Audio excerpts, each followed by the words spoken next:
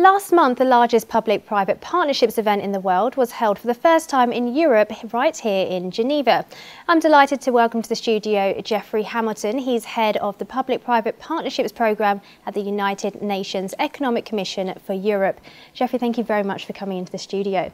Now, to start, as the profile of public-private partnerships is on the rise, perhaps you could briefly explain exactly what constitutes a public-private partnership and in what ways that they can help countries meet their development goals? Well, at its simplest, public-private partnerships are about outsourcing of infrastructure and public services to the private partner. The most important reason for public-private partnerships is because of the importance of infrastructure. By that I mean power, roads, rails, transport. All those infrastructures are critical for economic growth and economic development.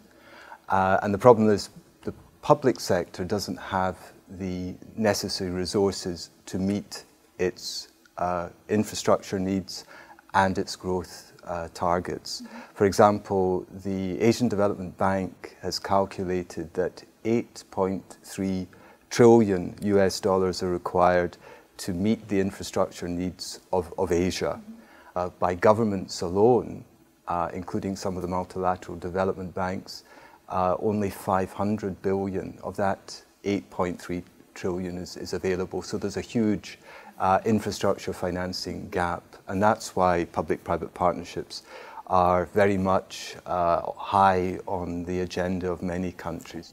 Now, according to the World Bank database, the number of developing countries for new infrastructure PPP projects, it fell to its lowest level since the early 1990s in the first half of 2011.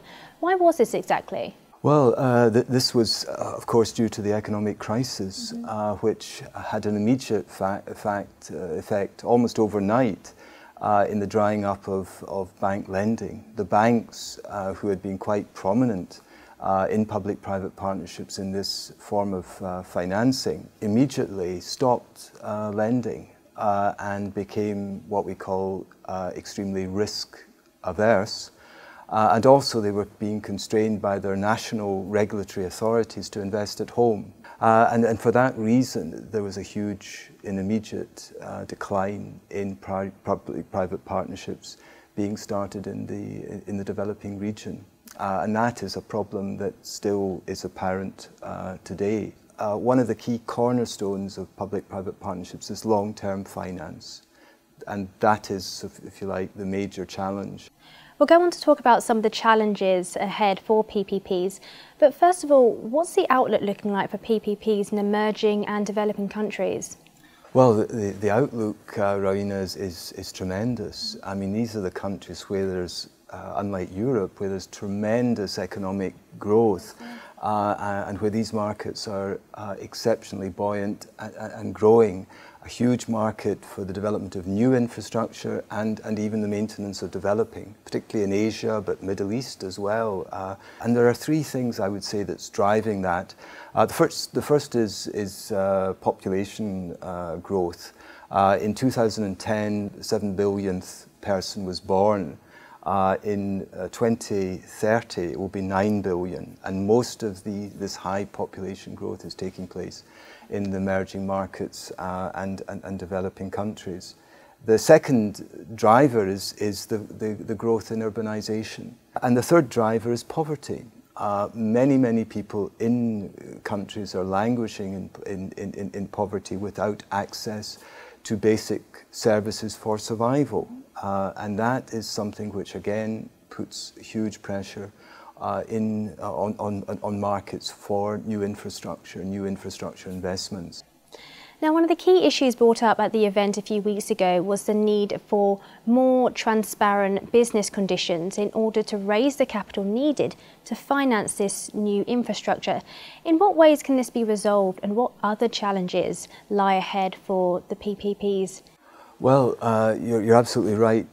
This issue of transparency was raised in public-private partnerships because we're talking, in a sense, about a contract between a public and private entity, and the private entity competes with others to win the contract organised by the public sector. Now, the problem has been that there hasn't been transparency in this selection process.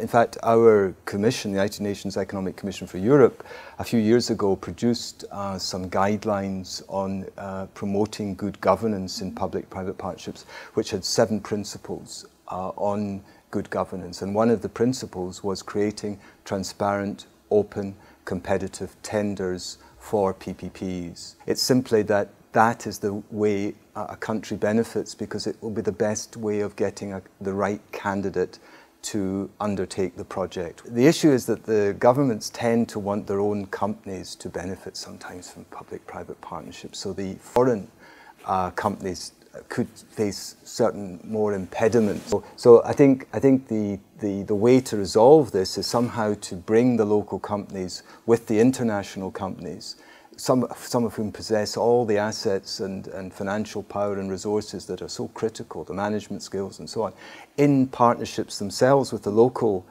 private sector. So they together, in the public-private partnership, can deliver the services. And that, if you like, that relationship, I think, is something which government should look at. Geoffrey, thank you very much for coming into the studio. Well, thank you, and thank you very much for giving us the opportunity. So there we have it, Geoffrey Hamilton from UNECE on public-private partnerships. Now, for more interviews just like this one, stay tuned to Dukas Copy TV, but for now, goodbye.